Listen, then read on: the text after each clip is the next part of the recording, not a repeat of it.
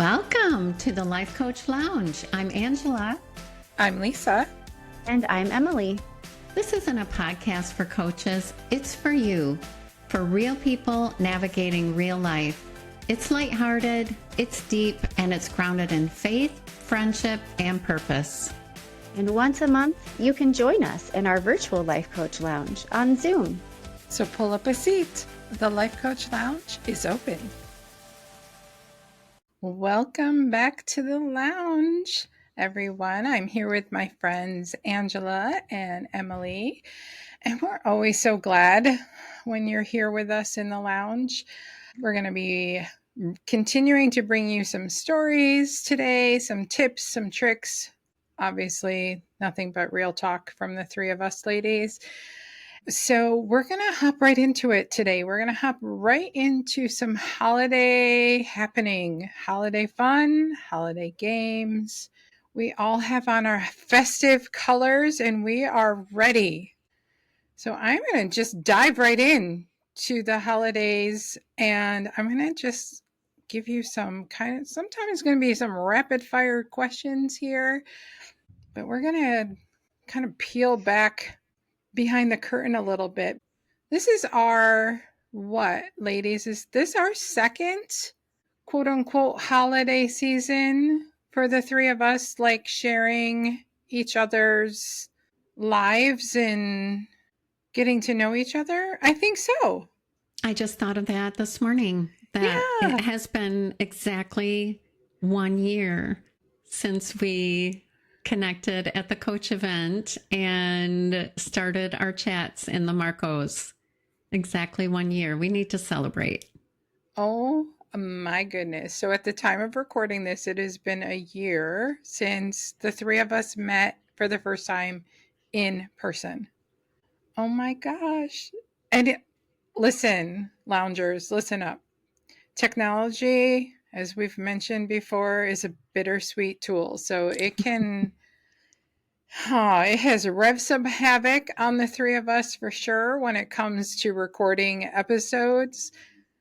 And also, it is such a blessing because it has felt like a lot longer than a year, because I think we show up for each other so often in the Marcos.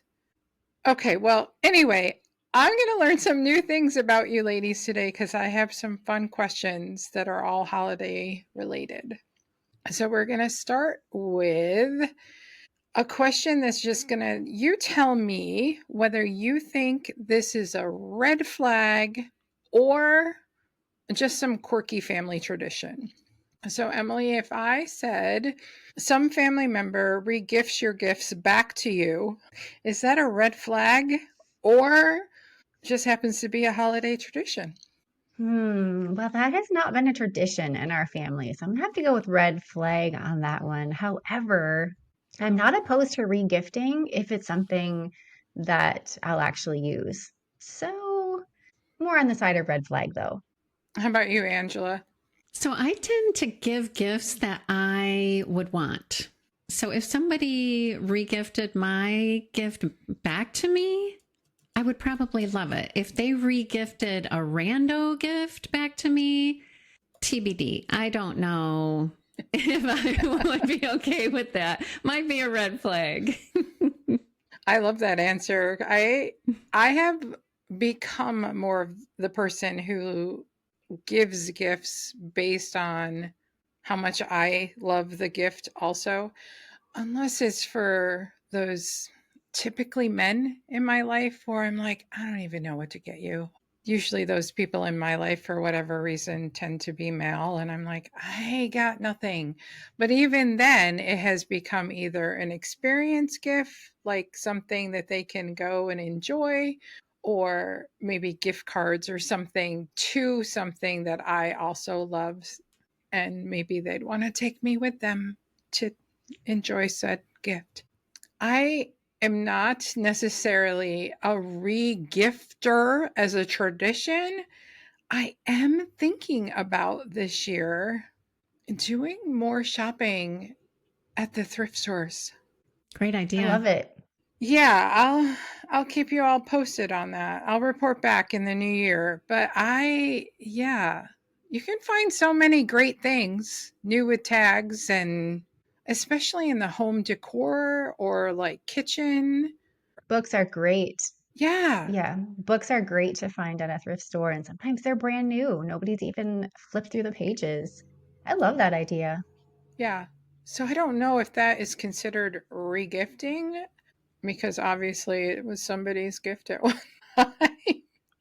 But anyway, I'm going to go with that. Okay, how about this one, Angela? Gift opening that takes 4 hours because you are a one at a time gift opener family. Is that a tradition for you guys or is that a red flag? Oh my goodness. I can't imagine anyone thinking this is a red flag. This is a major tradition. We have to go one at a time. I just love watching everyone open every single thing. I don't want to miss any of it. So we are definitely a one at a time family. Even every stocking stuffer has to be taken out and opened one at a time. Hold up. You wrap all your stocking stuffers? Of course she does. With wrapping paper and tape. Would you expect anything less from Angela, Lisa? No, no, I guess not. I love it. I don't know. I might try to level up this year and Well, what else do you do with all like the scrap pieces? You know, when you wrap a gift and there's like a piece left over, you save them all. And then that's what you wrap your stocking stuffers with. so I'm giving you this little container for those of you who are listening. I'm showing her like a little atomizer that I make my own perfume in. So I'm going to gift that. You're going to wrap it with your scrap papers. Yes. Okay.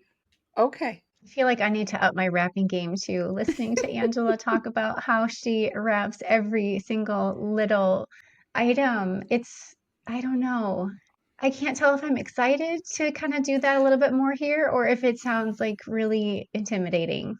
I don't know. Honestly, I'm kind of down for it. I think it would throw my kids for a complete like what is happening right now. Okay, so you So guys do stockings, but you we don't do wrap stockings. anything. I don't wrap anything. No. Okay.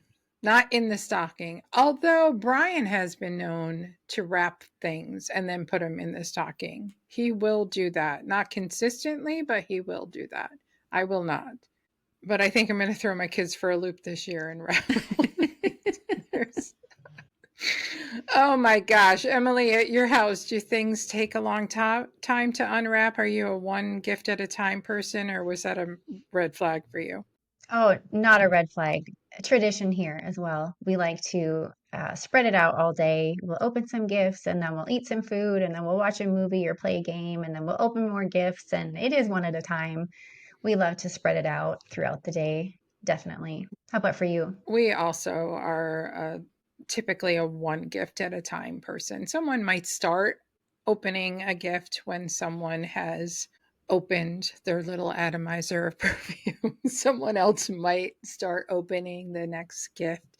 But yes, typically one at a time. And then we usually take break, not to play a game, but to eat breakfast. So I always make breakfast the night before and then it's ready to just pop in the oven. So as soon as the first person says, I'm starting to get hungry, the strata goes in the oven, a fresh pot of coffee goes on, and then we're ready in like a half an hour to eat breakfast.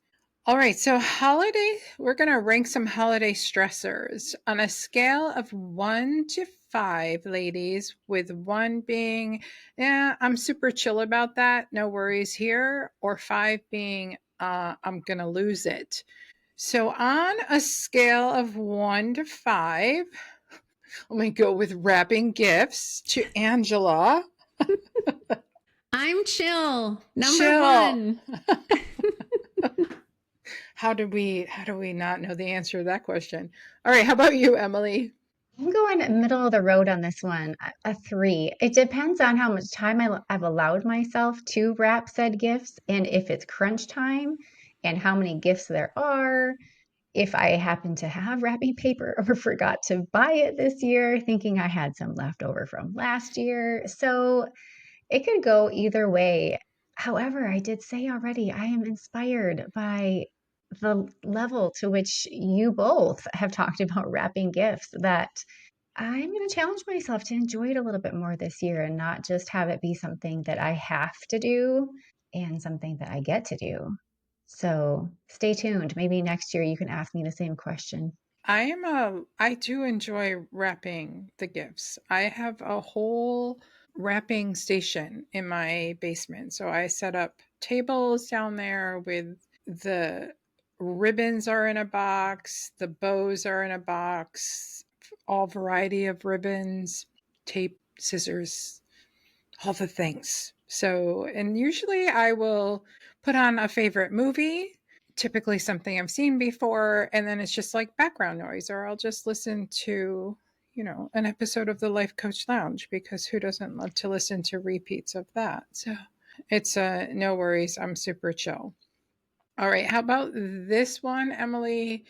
Making small talk with anyone in some kind of holiday situation, whether it's your own relatives or friends. Like, pick a holiday situation, whether it's you were invited to something at church or an open house or something, and now you're like, okay, I have to chit chat. Yeah, I would go with a one on that. I'm pretty chill about it. And with coaching tools, I've got even more chill because I don't overthink it. I just show up and be curious. And turns out when you're curious and ask good questions, small talk to me doesn't seem that intimidating. That's a great answer. I think I'll steal it because I'm going to be more middle of the road to a 4. I tend to stick very close to my very extroverted husband, and he does the small talk chit chat, and then I just kind of fold in to the conversation. How about you, Angela? I think I'm pretty chill. I'm a 1 or a 2 on this one. How about untangling Christmas lights? Do either one of you get stressed out at I'm going to lose it on that one. I'm a 5. I actually don't mind the challenge. Like, I don't mind the challenge. If there's, Yeah, it's not for me so much the untangling as when you finally get them untangled and then plug them in and like half of them don't work, or they do work and then you get them all strung on the tree and then only half of them work. For me, it's more about the bulbs that don't work than it is the tangles. Like, that will literally send me into the new year. Like, I am out. That cannot do it. Yeah, that's a fair answer.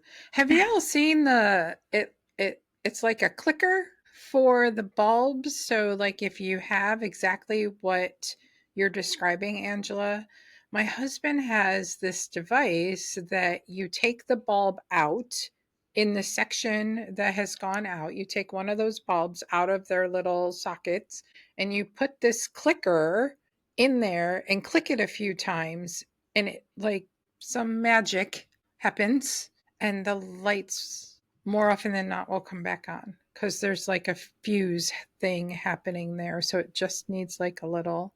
He is forever using that outside, because what you're describing he does outside on the front of our house. So he gets super frustrated when he's got it all done and then he turns it on and he's like, mm.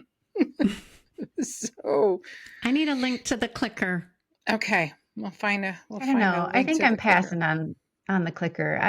They're just going to the recycle place. Like, if the lights are not working, I have had too many strands where I thought I could get it to work. You could replace it, and then they just didn't. So they're gone if they're not working. Or maybe I'll just box them up and send them to Brian Gates, because he has a little clicker and he could get them all to work. So when it comes to lights, this is not a holiday stress question, but I'm just curious because it came to my mind. So white or colored? White. Me too. My family, though, multicolor. So we need a Christmas tree that has a remote that I can be like, no white lights, no colored lights. No. I just saw one of those at Costco. You can change it. Yeah. Hmm. And the other thing I don't love about the lights is, especially when you keep them from year to year, then the lights don't really match up. So you could get white lights, but the color white, it's kind of like buying a light bulb, right? It'll say it's incandescent or super efficient or whatever brand, but then you put it in your living room or something and you're like, that is not the same illumination I was looking for. And I feel the same way sometimes when it comes to the white lights on the tree. Yep. You are describing my Christmas nightmare. Hmm. When they switched to LED, I feel like it got worse because who knew there were so many different shades of white that a light bulb could come in, and then you're at the store and they have the little display and you're thinking, okay, that's the white that I want. You buy the package and then you get it home and you're like, that's not the white that they had on display. Hmm. Like, can't we just go back to the super inefficient white lights where it was just that warm, starry, glowy, warm white? Yes, I'm with you. All right. How about finish this sentence, Angela? If I have to hear blank one more time this holiday season, I'm going to scream. Mariah Carey. Can't do it. And once you hear it, you can't unhear it. It's true. It's there for the whole month, whether you listen again or not. And we all hear it. You can't get away from it. It is everywhere. It's on every store's playlist. Oh my gosh, yes. And our church even did a Christmas pageant one year, and they used that song at the end of the pageant. And my kids were in the pageant, so I had to be at every service that they performed it. And yeah, it was horrible. And they changed it out. They changed the words in the chorus. So then I had that version stuck in my brain. Oh, yes. I will scream. Yep. Think of the royalties that she is making on that song. Huge. Wow, cha-ching. It's everywhere. And that is a song my son cannot stand. And the only version of that song that I like is when my daughter is singing it, because she gets like so into it and she's like dancing around the house and being overly dramatic to the song. So it makes it funny and entertaining to watch. And annoying to her brother, I'm sure. But it's not on repeat. So I hear you on that one. Emily, finish this sentence. The worst gift I ever got was fill in the blank. Oh, wow. So it was the worst gift, but also one of the funniest memories I have with Andrew and myself and my brother-in-law and sister-in-law. We were opening gifts at this family gathering. This was years and years and years ago. And Andrew and I opened a gift, and it was a candle that was in a sphere shape, like a circle shape, and it almost looked like textured white whipped cream. Like it's this just strange looking candle, and like there was like the size of a quarter where the wick was, and it had already been burnt down. So it was an already burned candle, and so we were just looked at each other like, oh, this is so great. That's not a thing, right? You don't give candles that are. I didn't think so, but yeah. So later that day, we were looking through photo albums and happened to see a picture of said candle in a picture in this photo album. It had not been burnt at the time, but it was on display. And so we're like, oh, yeah, it was regifted and burnt. And what do we do with this? So we could not stop laughing, and the other people in the room had no idea what we were laughing about. And we couldn't say because how awkward. So, worst and most hilarious. I do really think that either these are definitely either regifted gifts, probably, or this person did go shopping at the thrift store and just like randomly selected items. But I was a teenager and I got a gift, and in the box were three things. The first one was Halloween tea towels, like hand towels, Halloween theme. The second item in the box was like elastic tabs that hold your fitted sheet on the corners of your bed. You know what I'm talking about? Yeah. Okay. Wait, it gets better. The last thing in the box was the how to measure your spaghetti properly. So it was like a plastic cylinder, no, not cylinder, a plastic rectangle, and then it had circles in it so that you could, one serving, two serving, yep, those three items in one box. I know. Angela, can you beat that? Yeah, guess how these gifts go together? Was there like a trivia question along with it? Like, here are three random objects. Guess how they go together? Or can you make a science project out of this? That is so Mm-hmm. funny. Angela, you got a better, worse gift than that? You guys have me beat on this. I think so. One year, Jim bought me a dust buster. Now, to be fair, I had mentioned that it would be nice to have one, but he has not made that mistake again. He has made up for it in spades. So, but yes, I did get a dust buster from my husband one year. I'm guessing that was early on in. It was probably year 2 or 3. Yeah. I mean, whenever dustbusters were a thing, that was like forever ago. Emily probably doesn't even know what they are. Okay, how about this one? Let's talk about, would you rather? I'm gonna go to Angela on this one just because of your stocking situation. Okay, so would you rather, Angela, open one huge gift or 47 tiny gifts? 47. You'd rather open them? Good things come in small packages. Yes. Okay.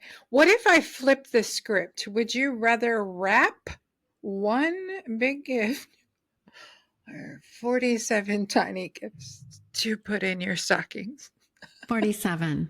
I don't like the big ones where you have to match up the paper just right. And, it's bigger than the roll, even the extended roll.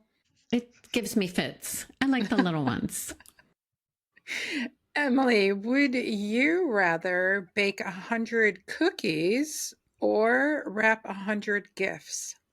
I'm going with the cookies on that one. 100 gifts sounds way more tiring wrapping 100 gifts than baking 100 cookies. Plus, your house is going to smell amazing after making 100 cookies.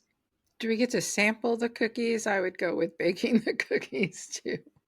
99 cookies for everyone else, so one cookie for Lisa.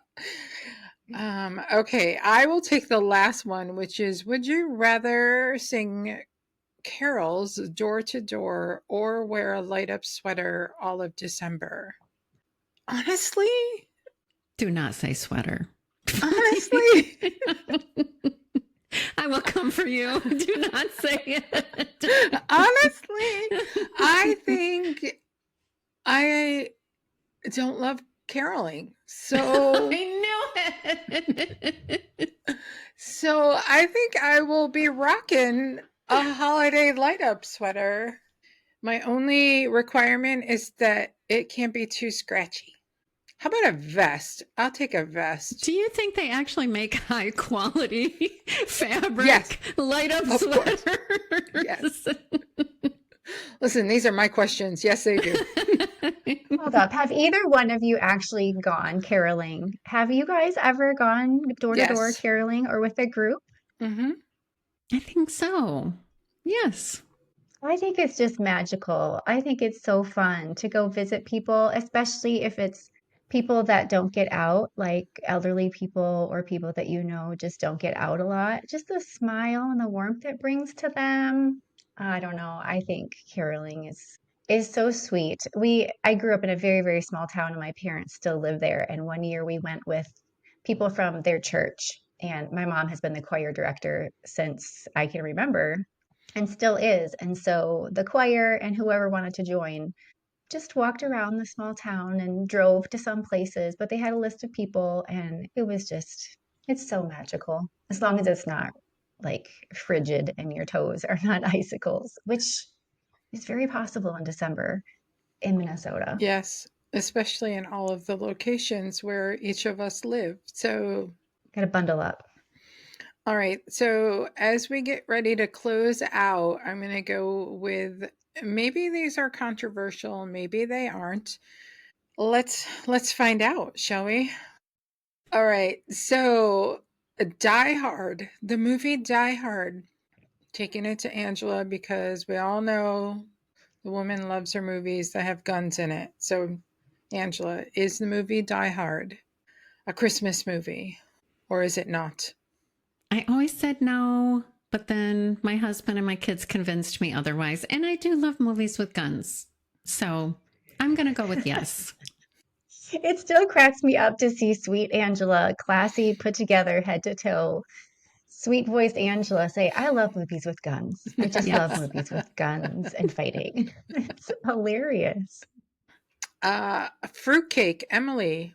Tell me about fruitcake. You think this is actually a good thing? Do you like fruitcake? No, I can't say I've sampled very many, but it does not sound like something I would really want to sample. So I'm going to say no. No, thank you on that one. I say no too. What do you say, Angela? She's going to change it. I know it. Okay. Are we talking like store bought or like homemade, soaked Either. in rum? They're both disgusting. Okay. I agree. It's 2-1 here, I think. And that's okay. It is okay. Yeah. Do you make a good, solid, delicious fruitcake, Angela? Never have. I mean, the ingredients alone probably would run you like $100. I mean, all the dried fruit and the rum and all the things. So never wanted to gamble on that one just in case I didn't like it. My mother, may she rest in peace, made fruitcake, and I know. And she did that. She took the cheesecloth and soaked it in the. Mm, nope, nope, not happening. All right, so let's talk about a real tree versus a fake tree. I'm gonna go with yes. We typically always have a fake tree. And then last year we bought a real tree for the first time in a really long time. And I didn't love the price tag that came with purchasing a real tree. I did love having a real tree in my living room. But I'm not opposed to a nice fake tree again with that remote where I can say, nope, white lights. And then my family can be like, nope, colored lights. How about you, Angela? Real tree versus fake tree? I like the romance of a real tree. You just have to keep it watered so that, it doesn't burn the house down at some point. That would be bad. I love the idea of a real tree, but all of the extra responsibility to keep it watered, to like the ornaments are not going to hang on it as well as like you can manipulate the branches on a fake tree and make any ornament go anywhere you want. So I love the idea of a real tree, but we have always leaned towards having a fake tree. Big tree? Oversized tree? What do you guys have in your house? Do you have like tall and skinny? And if you're getting a real one, is it like out in the field you cut it down and it's either Charlie Brown Christmas tree or it's super fat? It has to be perfect. Not too skinny, not too fat. Definitely not Charlie Brown. I'm not opposed to the Charlie Brown trees. I think they're super cute, but not for like the main tree. All right, this was not, and I did not give you a heads up on this, but I'm just curious for each of you. When you're decorating your tree, do you still adorn your tree with things from your children's childhood, or is it well curated reds and golds and or whatever design that you're looking for? What do you do, Emily? It is all the sentimental ornaments from all the years. Andrew and I even have some of our own ornaments that are from our own childhood.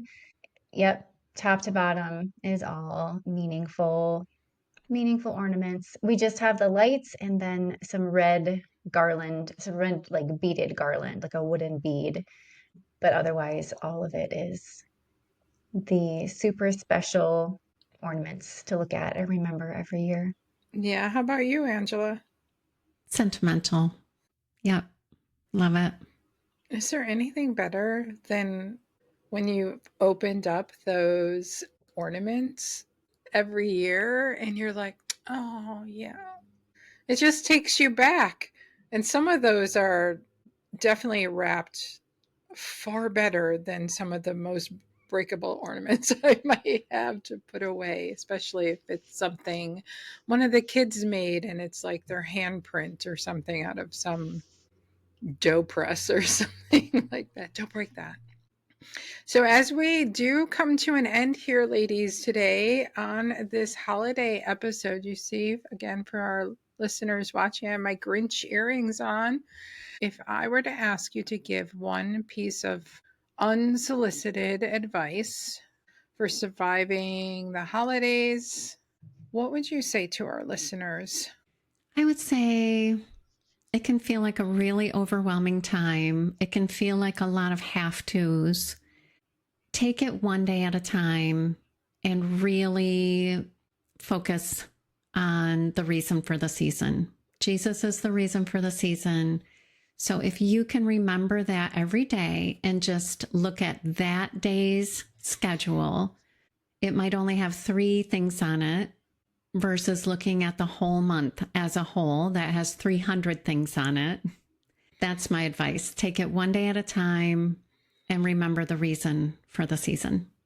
Great answer. How about you, Emily? I would add to that and say check in with expectations. So make sure you don't have unrealistic expectations of yourself. Just because you've always done something a certain way, if you don't have time or energy or space for it, it's okay to not do it. And check your expectations you might have of others, especially as we get together with loved ones or even just with our own people in our homes. Just love your people. That's what I'm going to work on doing. Just drop my expectations and just love on them. I love both those answers, and I'm going to kind of combine them together with my carrying out of a 90-day goal that I've had now for, well, at the end of this one, it'll be 180 days. It'll be at the end of this year, which is to very similar to what you're both saying, is to just be where my feet are and not to get too caught up in if something didn't go right. So, not living behind me, I can't change that. And not living in all the what ifs, I can't go there either, but I can be ever present. So I love combining that with your drop the expectations and just remember what this holiday season is all about. So I love those answers. They kind of all marry well together. All right, loungers. Thank you always for hanging out with us today in the lounge. And Angela and Emily, it's always such a good time to hang out with the two of you. I learned some new things today, so that was super fun. And loungers, listen, however your December is unfolding, whether it's messy, it's beautiful, chaotic, or all of the above, we hope you give yourself some grace and remember you're not doing this alone. We're here cheering you on, imperfect holidays and all. So until next time, grab that coffee, take a deep breath, and we'll see you back here in the lounge soon. Merry Christmas.